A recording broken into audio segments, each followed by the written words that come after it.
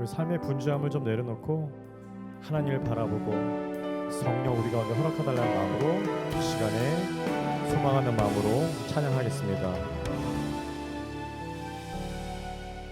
오늘 이곳에 계신 성령님 우리에게 말씀하시고 우릴 가르치소서.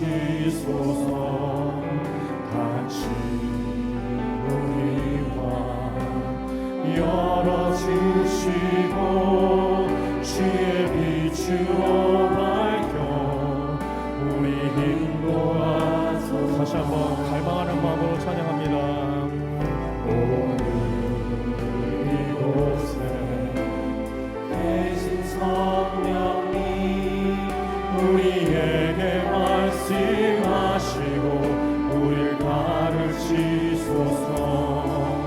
같이 우리와 열어주시고 주의 빛으로 밝혀 우리 인도하소서. 주님보다 앞서지 않고 겸손하게 주님의 말씀 기다리니 주님 손에 우릴 드립니다. 사랑으로 인도하소서.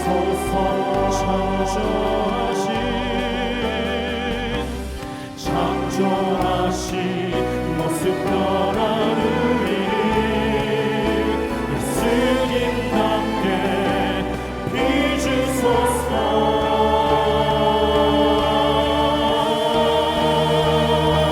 주님보다 앞서지 않고 겸손하게 주님의 말씀 기다리니 주님 손에 우릴 드립니다. 사랑으로 인도하소서. 주님의 사랑으로 인도하소서. 주의 사랑으로 인도하소서.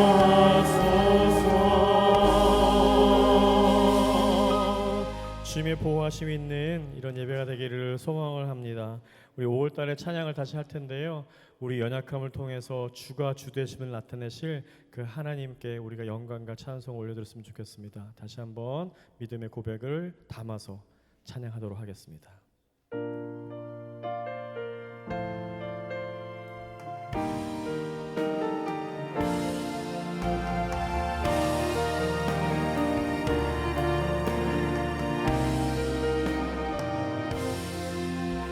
손에 들려있는 지팡이 사용하셔서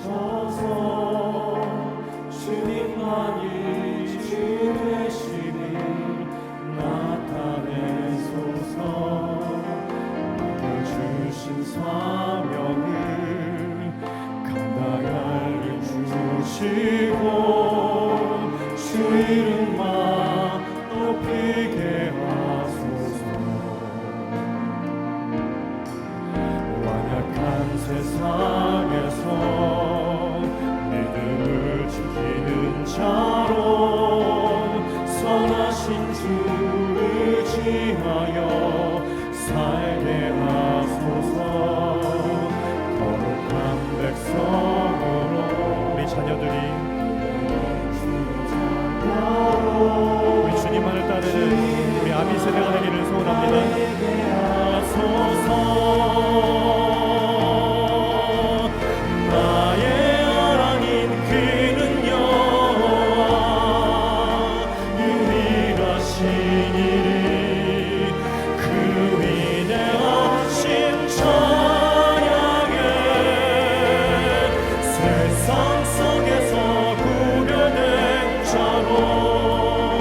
주가 주 되시니 나서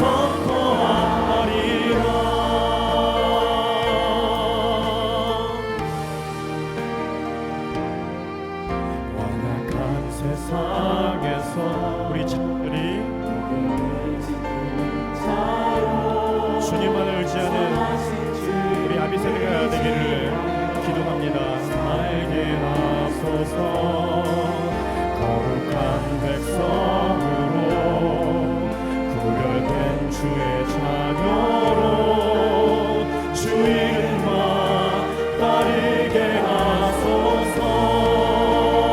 고백합니다. 나의 하나님 그는 여호와 유일하시니 그 위대하심 찬양해. 세상 속에서 구별된 자로 주가 주 되시니 나 선포하. 우리 믿음의 고백으로 찬양합니다. 나의 하나님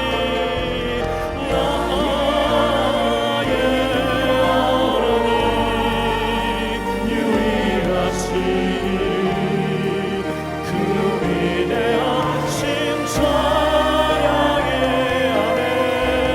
세상 속에서 구별된 자로 주가 주 되시니 나 선포. 다시 한번 믿음의 고백을 노래로 올려드립니다. 나의 하나님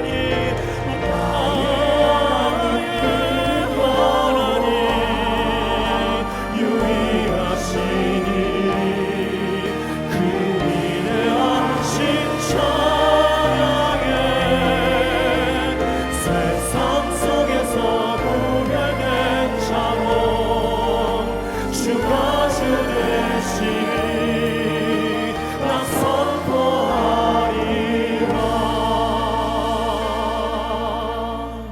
아멘. 우리 생활 가운데 우리 믿음을 입술로 또 행동으로 주님을 주님의 되심을 선포하는 우리 세움의 모든 공동체 되기를 소원합니다. 우리 들판에 이렇게 양들이 있잖아요. 저녁에 되면은 목자의 소리를 듣고서 다시 집으로 돌아옵니다. 우리 삶도 좀 그랬으면 좋겠습니다.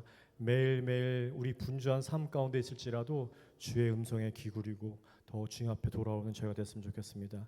우리 다시 한번 찬양할 때에 하나님 곁을 떠난 사람이 있다면 주님 앞으로 다시 돌아오는 마음으로, 또 나의 마음 가운데 주님을 떠난 우리의 조그만 마음도 있다면 다시 한 발짝으로 주님 앞에 돌아오는 저희가 믿음에 되기를 원하고 고백하는 마음으로 다시 한번 찬양의 입술로 올려도록 하겠습니다.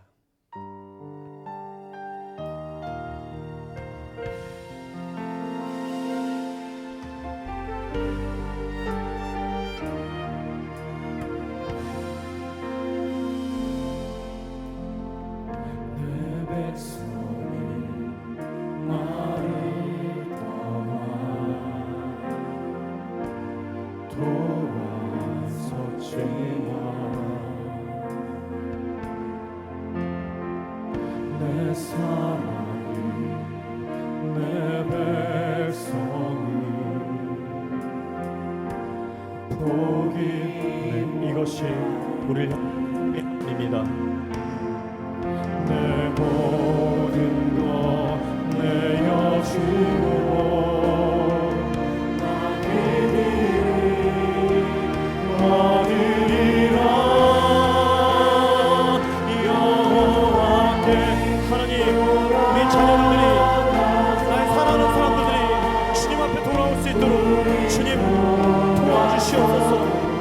그는 변치 않네. 여호와께 돌아가자. 우린 넘어져도 그 사랑 영원하네.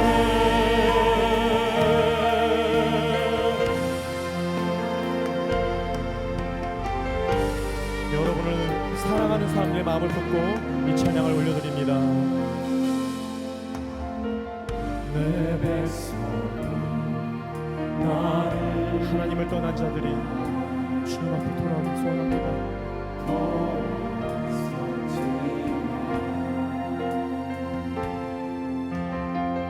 내 사랑이 내 백성을 포기 못하니 내 모든 것 내어주어 나 그 길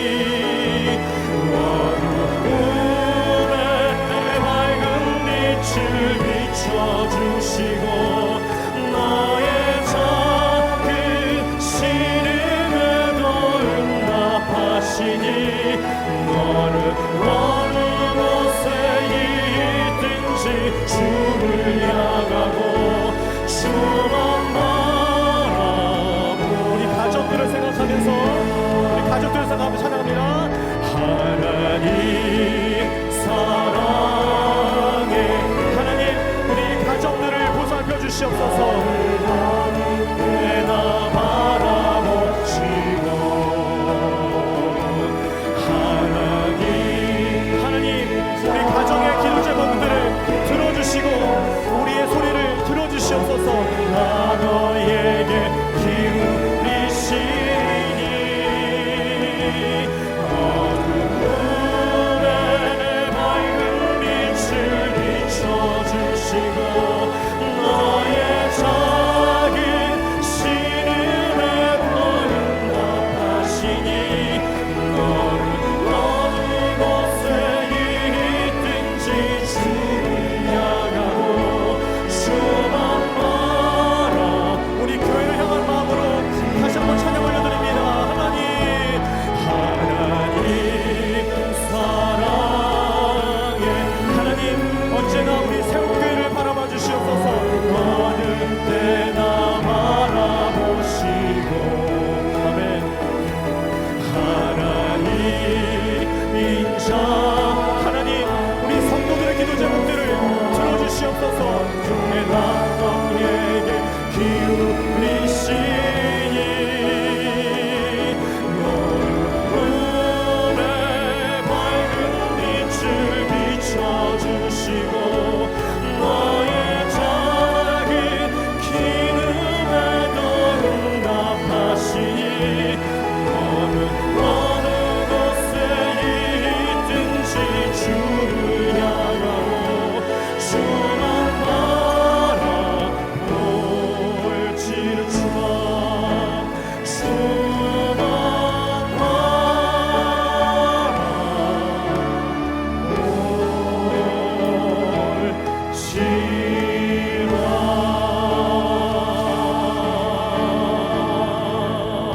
주만 우리를 절대 포기하시지 않는 하나님을 우리가 언제나 바라보길 원합니다. 그 주님 앞으로 나아가길 원합니다. 하나님 우리 아비 세대가 언제나 주만 바라보게 해주시고 우리 아비 세대가 기도하는 것들을 들어주시옵소서. 우리 자녀들이 우리 가정의 기도 제목 들어주시고 하나님 우리 가운데 있는 하나님의 사랑들을 더욱더 나타낼 수 있도록 인도주시길 간절히 원합니다. 하나님 우리 공동체의 우리 세매 공동체의 기도 제목을 들어주시길 간절히 원합니다.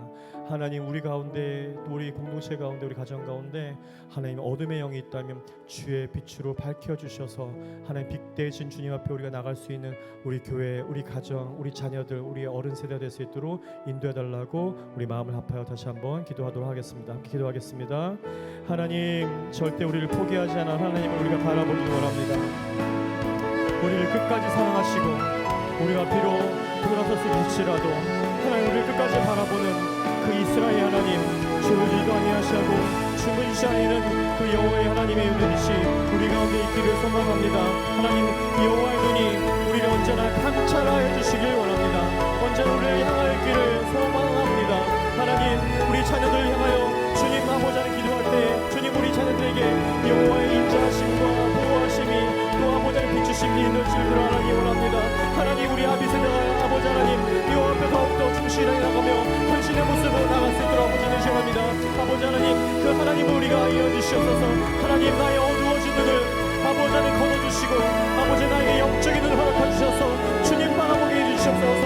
아버지 하나님 나의 막혀진 아버지 영적인 귀가 열려지게 해주셔서 주의 음성을 들을 수 있는 우리 아비 세대 우리 자녀 세대가 될 수 있도록 인도주시길 간절히 합니다. 하나님 우리 공동체 기도 제목을 들어주시는 아버지께 감사드립니다. 아버지는 우리 모든 성도들의 기도 제목을 들어주시고 아버지 인도주시옵소서.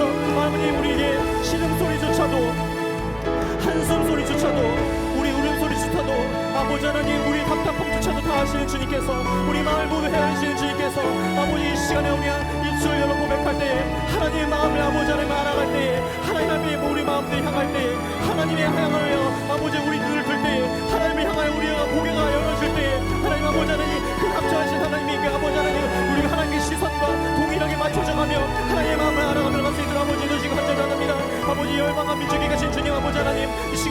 감찰하여 주셔서 인도해 주시길 간절합니다. 아버지 그 어두운 땅에 아버지 의 어둠이 깃드는 땅에 아버지 공사권에 이스라엘권에 힘들권에 북한의 그 땅에 일어나오네 어둠에 밝혀주시고 하나님 빛이신 주님 가운데 그들이 아버지 생길 수 있도록 인도해 원합니다. 오늘도 예배하는 분들에게 주님의 은혜와 아버지를 쓰기 원합니다. 오늘도 아버지 하나님 그 은혜 가운데 주의 은혜가 아버지 하나님 보지길 원하며 아버지 하나님 그 은혜가 충만하게 원하며 갈망하는 마음으로 감사드리며 예수님 높여 기도드렸습니다. 아멘.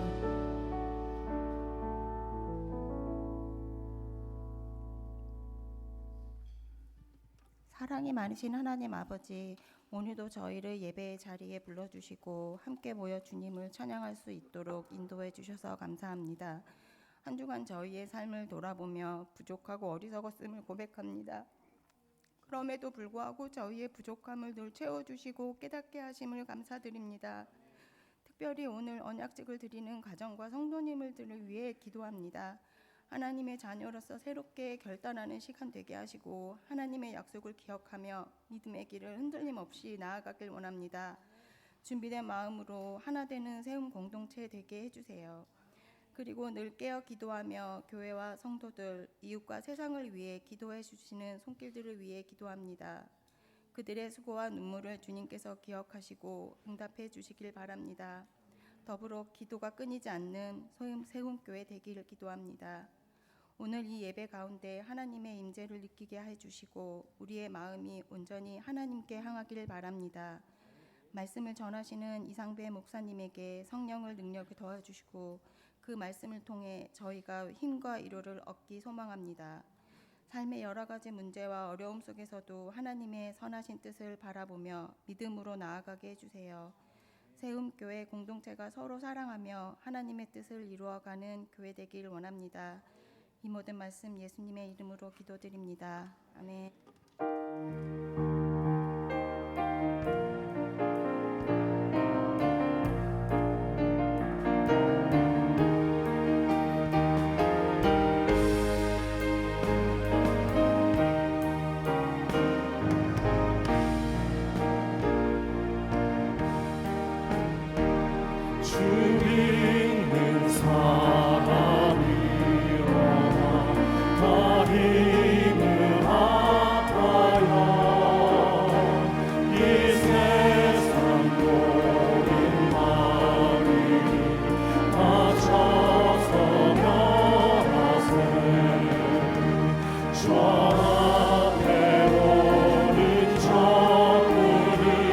다 싸워니 영원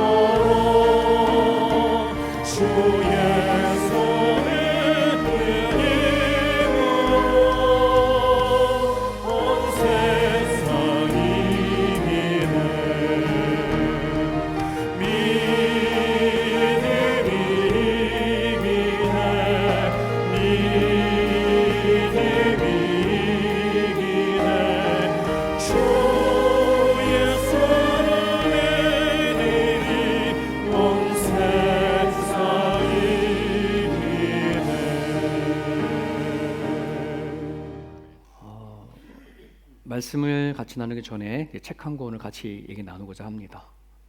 제가 병원에 수술 받고 입원해 있는 사이에 읽었던 책인데요. 스테판 츠바이크라고 하는 사람이 쓴 책입니다. 마지막 수업이라고 한 책인데요. 부제로 이렇게 되어 있습니다. 어두울 때에야 보이는 것이 있습니다. 제가 막 수술 받고 좀 어두웠나 봐요. 그래서 뭔가 좀 보고 싶어서 저 책을 사서 이제 읽었는데요. 저 책에 보면은 그 프랑스 혁명 때 루이 16세를 처형하는 장면이 나와요. 그 세느 강 옆에 콩쿠르 광장이 있는데 콩쿠르 광장에다가 그동안 루이 16세 프랑스 황제를 이제 처형을 하는 거예요. 그 단도대를 세워놓고 그를 처형하는데 바로 옆에 세네강에서 수많은 사람들이 낚시를 하고 있는 거예요. 이게 어떻게 가능할까? 그 극적인 날이잖아요. 한 나라를 통치하고 했던 그 왕을 처단하는 날인데 한쪽에서는 그 나라 백성이 그냥 낚시질을 하고 있는 거예요. 한두 명도 아니고. 어떻게 보면 되게 이기적으로 그렇게 보일 줄 모르지만은 왜 저런 모습을 보이냐면 그동안에 루이 16세가 정치를 해 나오면서 너무나 많은 국민들에게 절망감을 안겼어요. 절망감도 있고 그리고 언제 끝날지 모르는 낙심들 막 이렇게 쌓이니까 그까지 왕이 죽는다고 뭐 별 수 있냐? 그 백성들로 하여금 그 마음 안에 왕이 죽는 것조차도 신경 쓰고 싶지 않은 거야. 오로지 그냥 한적한 강가에서 낚시를 하는 자기 자신에게만 포커스를 맞추는 거죠. 여러분, 오늘 우리들이 인터넷 시대 속에 살아가잖아요.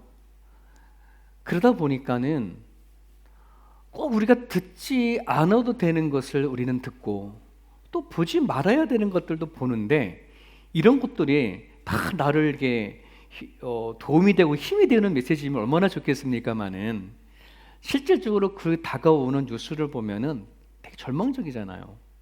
그죠?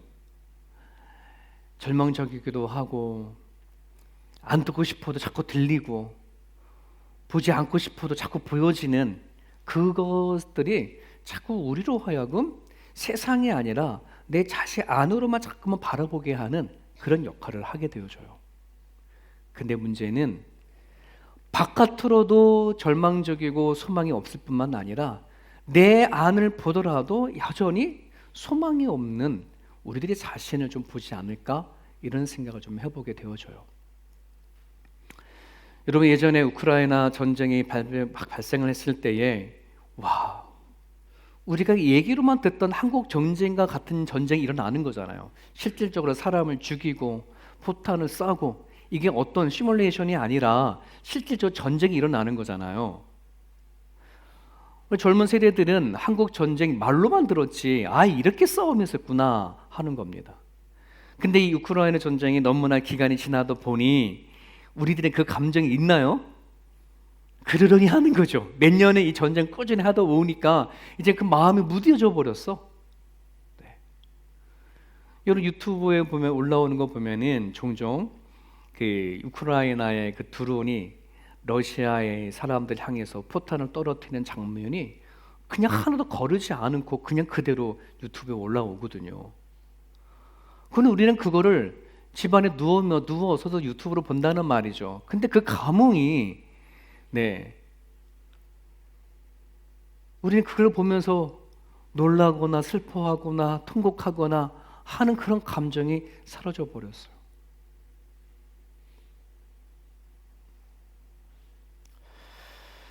세상은 점점 어두워져 가고 정말 계속 침체가 되어져 가고 언제 끝날지 모르는 것들이 계속 몰아온다는 거가 요한계시록이 지금 하고 있잖아요. 그죠? 두름 7의 인이 붙여 있는 두름 안에는 다 띄어졌네요.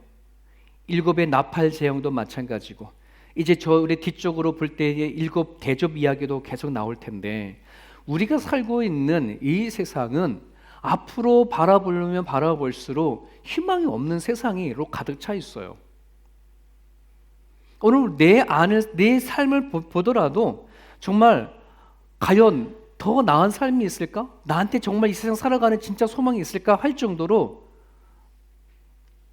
우리들에게는 참된 소망을 갖고 살아갈 수 있는 게 점점 사라져가고 있죠.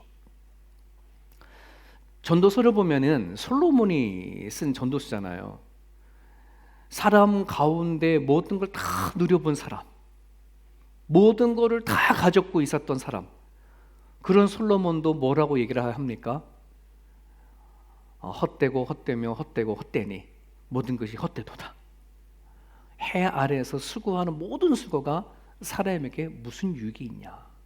무슨 유익이 있냐? 여러분들은 과연 지금 무슨 유익을 위해 살아가나요? 어떤 소망으로 살아가나요? 내가 정말 봐야 할 것을 보고 정말 들어야 할 것을 듣지 아니하게 되어져 버리면 내가 살아가는 이 삶의 현장, 내 삶의 모든 그 환경들은 어쩌면 절망으로 가득 차 있을 거예요.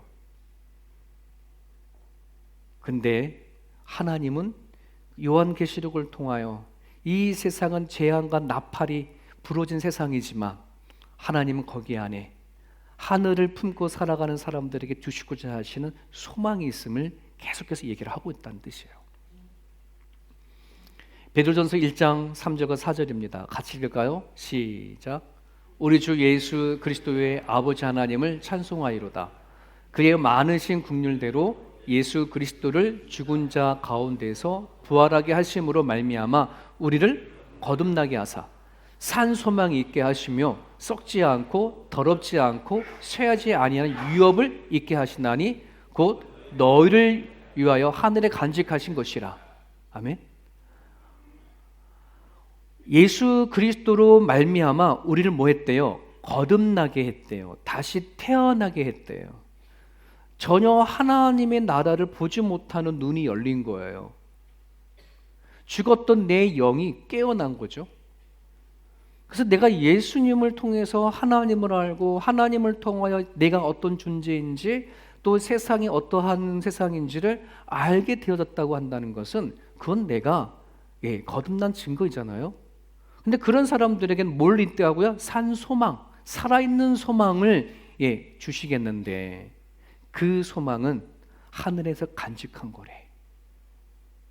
이걸 믿냔 말이에요. 이 믿음이 있어야 된단 말입니다.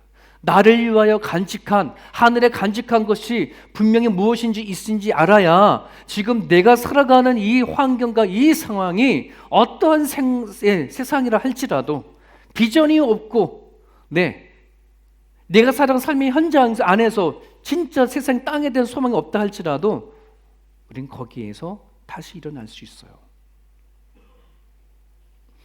여러분, 요한계시록에 말하고 있는 이 환상들, 이것이 과연 나에게 무슨 상관이 있느냐라고 질문한다면 그거는 세상을 이해하도록 눈을 열어주는 거예요.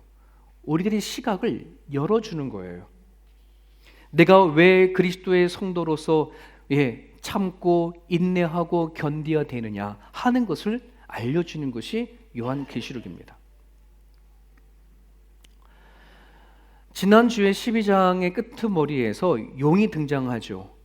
그 용이 어떤 용이에요? 하늘에서 쫓겨내진 용 사단이잖아요. 사단이 여자의 후손들과 싸울 준비를 하고 모래밭에 선 거예요. 그런데 그 용 앞으로 누가 등장하냐면 두 짐승이 등장하게 됩니다. 요한계시록 12장 12절 그러므로 하늘과 그 가운데에 거하는 자들은 즐거워하라. 그러나 땅과 바다는 화 있을진저. 땅과 바다, 우리가 살고 있는 이 세상, 네. 왜 땅과 바다가 화가 있을까? 거기에서 짐승이 올라옵니다. 그래서 첫 번째 짐승이 어디서 올라와요? 바다 위에서 올라옵니다. 이 짐승이 어떻게 얘기를 하고 있냐 그러면 성경에 우리가 아까 봤지만 뿔이 10개가 있고 머리가 7개, 뿔에는 면류관이 있고 그리고 그 머리에는 하나님을 모독하는 이름들이 다 적혀져 있다 하는 거예요. 자, 여기서 퀴즈를 내겠습니다. 사도 요한이 하나님이 보여주신 저 환상을 보고 바다에서 짐승이 올라올 때 저 짐승이 뭐다 하라는 것을 알았을까요? 몰랐을까요? 네, 몰랐을 것 같기도 하고, 그죠? 네, 그런데요, 사도 요한은 대번 알아봤어요. 왜 그러냐 그러면 이미 하나님은 사도 요한뿐만 아니라 구약에 다니엘에게 이미 이 짐승에 관한 것을 보여줬고 이미 사도 요한은 구약의 이야기를 통해 들었기 때문에 그래요. 여러분 참 성경이라는 거는 너무나 귀한 거가 뭐냐면 지난주 말씀드렸던 것처럼 구약을 모르면 신약을 보면 되고요. 신약을 모르면 구약을 보면 돼요. 성경이 성경을 해석합니다. 굳이 다른 데서 어떻게 성경이 아닌 바깥에서 와가지고 해석할 필요가 없어. 막 내가 꾼 환상과 내가 꾼 꿈을 가지고 해석할 필요가 없어. 성경이 성경을 해석하도록 보면 돼요. 여러분 다니엘서 7장 2절에서 7절까지인데 조금 길어요. 좀 같이 한번 읽어보겠습니다. 시작. 다니엘이 진술하여 이르되 내가 밤에 환상을 보았는데 하늘에 네 바람이 큰 바다로 몰려 불더니 큰 짐승 넷이 바다에서 나왔는데 그 모양이 각각 다르더라. 첫째는 사자와 같은데 독수리의 날개가 있더니 내가 보는 중에 그 날개가 뽑혔고 또 땅에서 들려서 사람처럼 두 발로 서게 함을 받았으며 또 사람의 마음을 받았더라. 또 보니 다른 짐승 곧 둘째는 곰과 같은데 그것이 몸 한쪽을 들었고 그 입의 이 사이에는 새 갈빗대가 물었는데 그것에게 말하는 자들이 있어 이르기를 일어나서 많은 고기를 먹으라 하였더라. 그 후에 내가 또 본즉 다른 짐승 곧 표범과 같은 것이 있는데 그 등에는 새 날개 넷이 있고 그 짐승에게 또 머리 넷이 있으며 권세를 받았더라. 내가 밤 환상 가운데에 그 다음에 본 넷째 짐승은 무섭고 놀라우며 또 매우 강하며 또 새로 된 큰 이가 있어서 먹고 부서뜨리고 그 나머지를 발로 밟았으며 이 짐승은 전의 모든 짐승과 다르고 또 10뿔이 있더라. 나중에 여러분들이 다니엘서 7장을 가보세요. 요한계시록과 참 이게 다니엘 7장이 없었으면 요한계시록 이 부분을 해석하기가 너무 어려웠을 거예요. 이스라엘 백성들이 바벨론에게 멸망을 당했어요. 그리고 바벨론의 포로로 되어져서 거기서 포로 생활을 하는 과정 가운데 하나님이 다니엘에게 환상을 보여줘요. 바다에서 올라오는 짐승. 근데 오늘 요한계시록과 좀 달라요. 짐승은 똑같은 바다에서 올라오는 짐승인데 이 다니엘에서는 한 마리 한 마리 이렇게 네 마리로 얘기를 하고 있죠. 그런데 그 네 짐승을 확 합쳐놓은 거가 지금 요한계시록에서 나타나는 그 짐승 한 마리예요. 사도 요한이 그 바다에서 올라온 짐승을 봤을 때 다니엘에서 말하는 그 짐승이구나 라고 하는 걸 단번에 알아버렸어. 자, 그런데 다니엘을 좀 더 얘기할게요. 다니엘이 저 환상을 보고 나서는 본인이 너무 괴로워, 번민해. 도대체 이게 무슨 일이지? 이게 무슨 뜻인지 전혀 해석할 길이 없는 거예요. 그런데 그 다음에 천사가 다니엘에게 와가지고 그 꿈에 대한 해석을 해줘요. 그게 7장 후반절에 나오거든요. 저기서 바다 위에서 올라오는 네 짐승은 나라다, 나라. 바벨론 제국, 페르시아 제국, 헬라 제국, 로마 제국. 제국이다. 그 짐승들의 뿔은 그 나라를 통치하는 왕이다라고 그렇게 해석을 해줘요. 그러니 사도 요한이 바다에서 올라온 이 첫 번째 짐승을 보았을 때 나라구나. 나라의 권세, 세상의 권세라고 한다는 것을 대번에 알아봤어요. 용이 바다에서 올라온 짐승에게 뭘 줘요? 자기가 가지고 있는 능력과 권세와 부자를 그에게 줘버렸어. 이것이 우리가 살고 있는 이 세상이에요. 구약 시대부터 지금까지 세상을 가지고 있는 세상의 권세는 하나님의 나라를 인정한 적이 없어요. 하나님에 대한 진리에 대해서 인정한 적이 없어요. 다 적대적이었던 거예요. 왜? 그 뒤에 누가 있다? 사단이 있다. 이 그림이 보여요? 네? 우리가 살고 있는 이 호주나 대한민국이나 곳곳에 있는 모든 나라에 가지고 있는 권세는 기독교를 옹호하고 기독교의 진리를 받쳐주는 그런 나라가 아니라니까요. 항상 거기 안에는 대적이 있어요. 네, 사단이 나라의 권세를 가지고 여자의 후손들을 뭐하기 위해서? 끝까지 싸우기 위해서. 여러분, 오늘 그 6장 7절에 짐승이 입을 벌려 하나님을 향하여 비방하되 그의 이름과 그의 장막 곧 하늘에 사는 자들을 비방하더라. 또 권세를 받아 성도들과 싸워 뭐하되? 성도가 싸워 세상의 권세가 뭐요? 이기게 되고. 이게 다니엘서 7장 21절이거든요. 내가 본즉 이 뿔이 성도들과 더불어 싸워 그들에게 이겼더니. 세상의 권세가 누구를 이겨요? 이 땅의 모든 믿음의 백성 성도들과 싸워 이기더라. 이게 어떤 의미인지 아세요? 한번 기독교의 역사를 보세요. 여러분이 조금이라도 더 기독교에 대한 관심을 가지고 지금까지 기독교의 역사를 여러분들이 살펴보고 관심을 갖고 찾아 들어가면은 그 어느 시대보다 그 나라가 기독교인들을 향한 핍박과 박해가 끊임없이 있었던 것을 우리는 보게 되어져요. 그래서 놀라운 사회학자가, 인류학자가 이런 말을 한 적이 있어요. 야, 도대체 기독교는 그 정도의 나라의 권세가 핍박이 있었더라면 종교는 사라졌어야 되는데 도대체 기독교가 사라지지 않는 이유를 전혀 모르겠다. 그럴 만도 하지. 세상에 수많은 종교가 있는데 그 종교들을 향해서 그만한 핍박이 가했다면, 그만한 박해가 가했다라면 그 모든 종교는 사라졌을 거예요. 근데 기독교는 안 사라진 거예요. 이게 놀라운 일이죠. 여러분, 창세기 3장 15절입니다. 내가 너로 여자와 원수가 되게 하고 내가 하나님이 너는 사단이에요. 아담과 하와를 죄에 빠지게 한 사단에게, 뱀에게 하는 말이죠.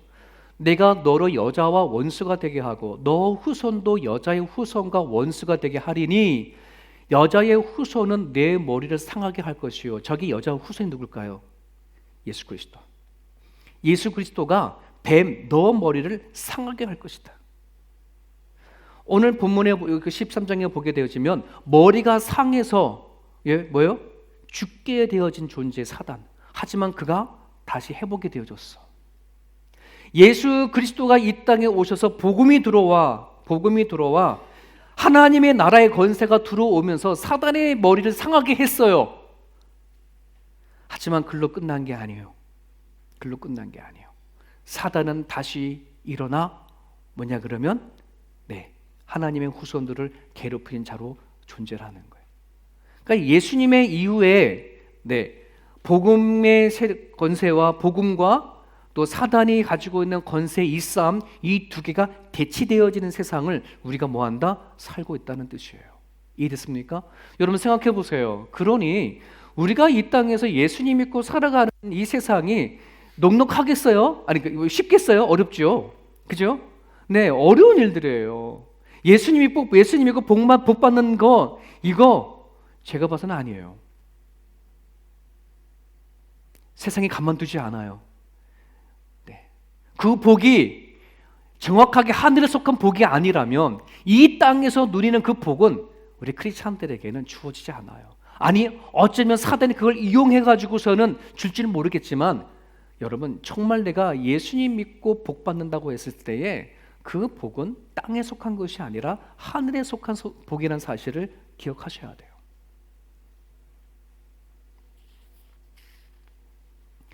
예를 하나 들어볼게요. 여러분, 세상의 권세가 기독교를 어떻게 핍박해 왔는지 우리나라 같은 경우에 안에는 일제시대가 그랬어요.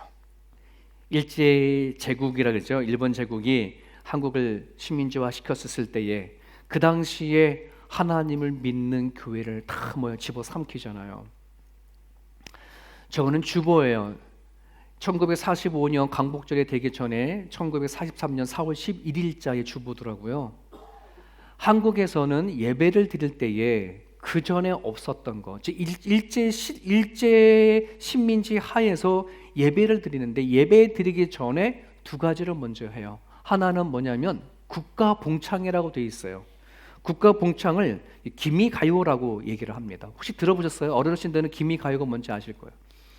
천황을 위해서 내 목숨을 바치겠다라고 하는, 일본의 천황을 위해서 내 목숨을 바쳐도 괜찮다고 하는 그 노래를 부르는 거예요.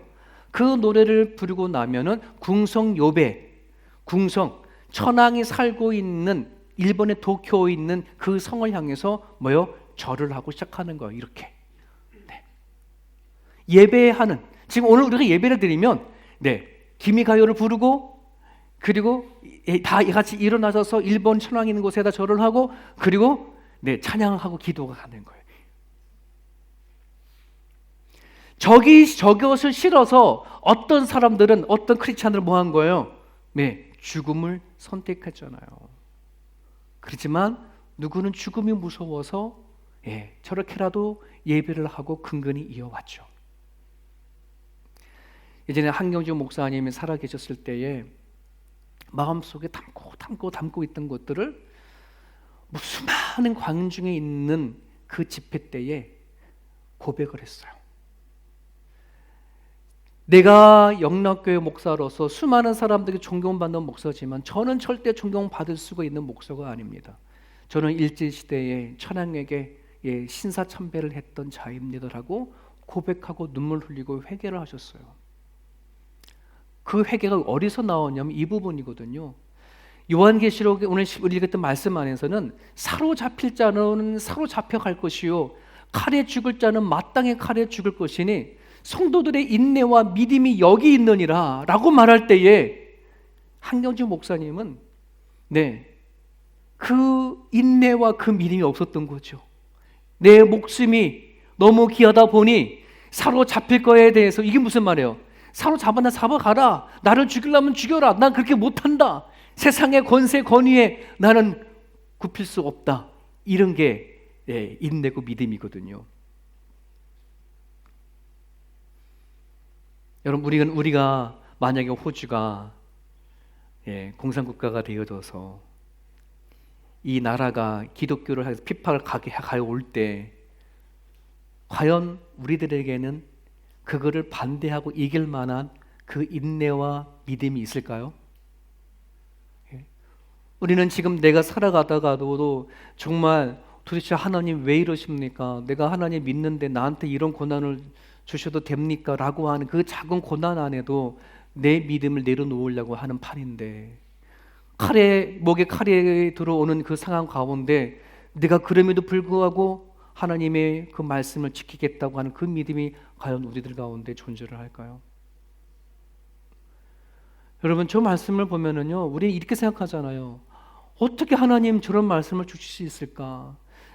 믿음의 백성들이 사로잡힐 때에 하나님 사로잡히지 않도록 막아주셔야 되죠. 칼에 죽을 때에 하나님 막아주셔야 되잖아요. 근데 하나님, 여러분 보세요. 기독교의 역사나 우리가 살아왔을 때에 하나님은 그렇게 하셨어요? 따박따박 우리가 하나님 앞에 예배드리고 기도했을 때에 하나님은 내가 사로잡힐 것을 막아주시고 내 칼에 죽을 위기에 닥쳤을 때 그 칼을 막아주시던가요? 그런 경험하고 여기까지 오셨어요? 아니거든. 저 같은 경우 안에도요, 그런 하나님이었다면은 글쎄 좀 모르겠네요. 저는 지금까지 믿음 생활을 해오면서 하나님이 그런 하나님이 아니었었어요. 내가 원하고 바라고 하려던 대로 하나님 따박따박 들어주셔서 제가 그거 응답을 받아서 목사가 된 게 아니거든요. 저도 여기까지 올 때 도대체 하나님 왜 그러십니까? 도대체 예수님 믿고 살아가는 가정이면 좀 자랑할 만한 걸 만들어 주셔야 복음도 전하고 예수 믿으라고 하지. 이거는 하는 것마다 안 되는 내 삶 속에 하나님 저 살아 계십니까? 막 이런 게 살아왔거든요. 근데 내한테는 갑자기 어느새 그럼에도 불구하고 믿음이 들어왔어요.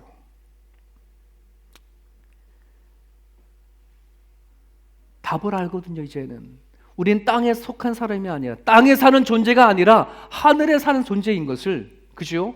하나님이 주시고자 하시는 소망이 이 땅에 있지 않거든. 만약에 우리 믿는 사람이 이 땅에 소망이 있고 하나님이 이 땅을 통해서 뭔가 받으시려고 한다 그러면 저렇게 하실 거예요. 사로잡힐 자를 못 잡게 막아주실 거고, 칼에 죽는 자는 다 막아주실 거예요. 이 땅에서 영광되게 만드실 거예요. 이 땅에 소망이 있다면. 근데 하나님은 이 땅에 소망을 두지 않아요. 또 우리로 하여금 이 땅에 소망을 두고 살라 하지 않아요. 하늘에 소망이 있기에 하나님 그 소망을 가질 수 있게 하도록 하기 위하여 우리를 이끌어 가신다는 사실을 기억하십시오. 내 안에 진짜 그리스도에 대한 소망이 없으면은 내가 살아간 삶의 현장의 이 고통과 아픔 안에는 전혀 그 어떤 소망도 전혀 없어요. 자, 두 번째 짐승이 등장합니다. 이 짐승은 어디서 올라와요? 땅에서 올라와요. 근데 저 짐승은 양입니다. 보기에 너무 순하고 착하고, 하지만 그의 입에서는 뭐가 나가더라? 용의 말이 나가더라. 짐승의 말이 나가더라. 과연 저 존재가 뭘까? 거짓 종교로 얘기해요. 거짓 종교. 말로 겉으로는 천사 같고 겉으로는 순한 양 같지만 그가 입에서 말하는 것들은 뭐다? 마귀의 권세를 가지고 있고 짐승의 소리를 내어지는 거짓된 종교라고 한다는 것이에요.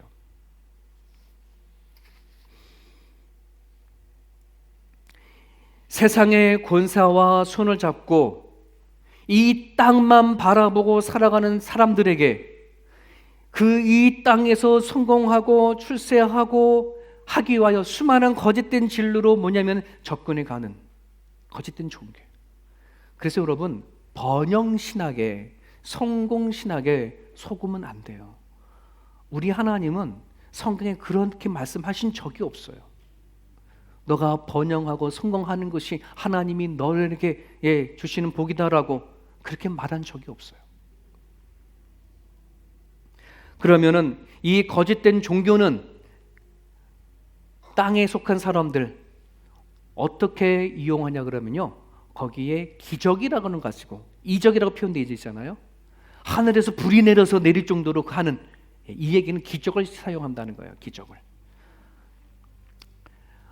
여러분, 오늘날에도요 수많은 사람들이 이 땅만 바라보고 살아가는 사람들에는요 그런 거를 갖죠. 한탕. 나는 지금 이 살아가는 모습이 막 이러지만 한번 기적 같은 일 같은 나한테만 딱 걸려봐라. 나는 그걸로 끝나는 거야. 그런 거 혹시 있지 않아요? 그죠? 우리 믿음을 갖고 살아간 사람들에도 마음 안에 그런 기적이 원하는 마음이 있잖아요.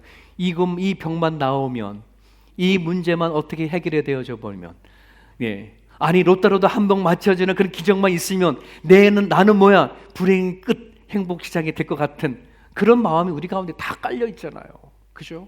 거짓 종교들은요 기가 막히게 우리들의 마음 안에 뭐가 필요한지를 잘 압니다.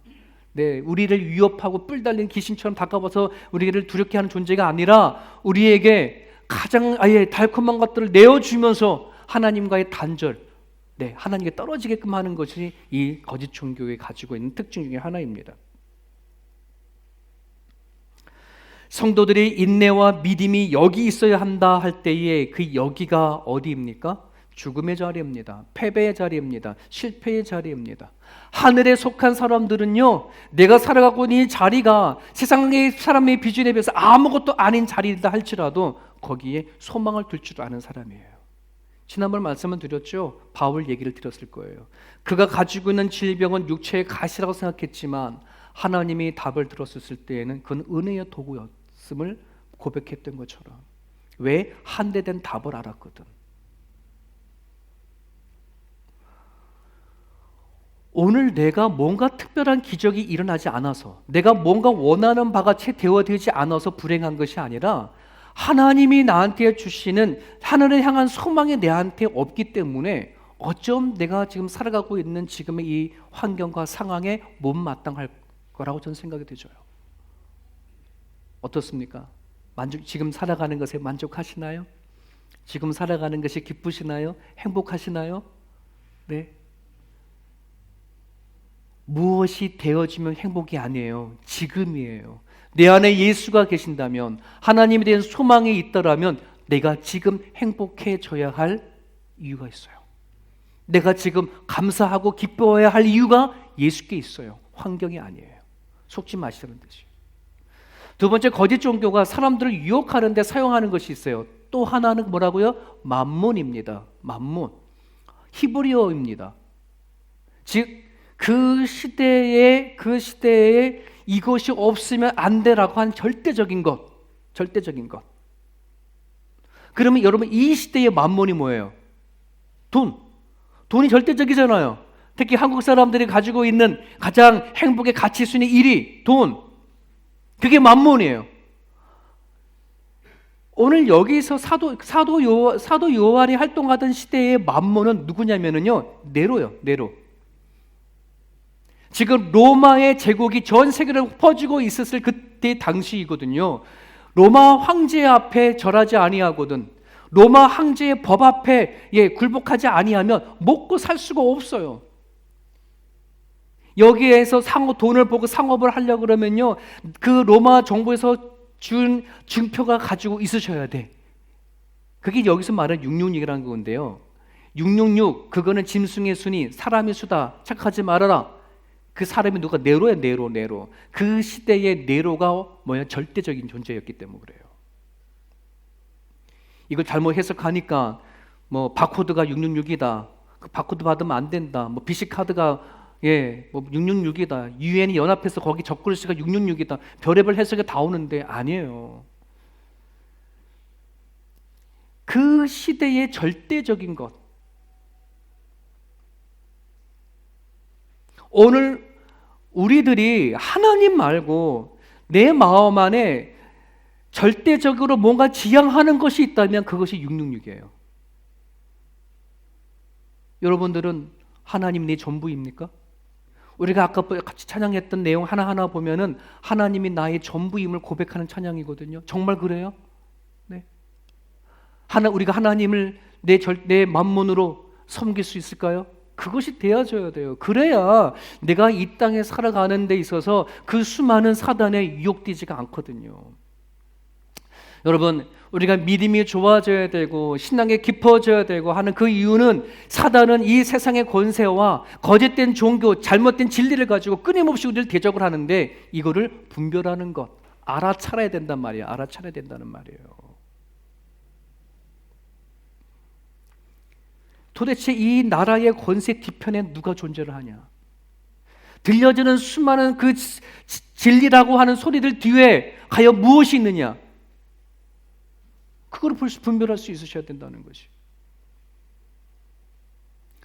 오늘 내가 무엇을 믿고 무엇에 대해 영향을 받고 내가 안에 무엇이 나한테 절대적이다라고 하는 그것이 하나님이 아닌 다른 것이 있다면 그거는 이미 내 안에 666으로 갖고 있다는 뜻이에요. 이거를 해결하셔야 돼. 주님만이 나의 전부입니다. 주님만이 내가 의지할 존재입니다. 내가 이 땅에 살아도 소망을 갖는 것은 하나님께 있습니다. 내 생과 사를 주관하시는 하나님 손에 있습니다. 이 고백이 되어져야 되는 거예요. 오늘 주신 말씀을 붙잡고요, 이런 기도를 했으면 좋겠어요. 하나님, 세상 사람들이 절대적으로 지향하고 있는 것들이 세상의 재물과 권세와 능력일지 모르지만 나는 하나님이기를 바랍니다. 내 모든 것 전부가 하나님이기를 소망합니다. 내가 절대적으로 필요하는 것은 이 믿음입니다. 주님입니다라고 하는 그런 고백이 우리 가운데 있기를 간절히 바랍니다. 내가 질병이 있고 또 내가 내 나름대로 뭔가 막혀져서 기적을 바르고 싶은 수많은 것들이 있지만 그것이 이루어지지 않는다고 할지라도 하나님이 내 가운데 있으면 나는 그것으로 나는 만족합니다.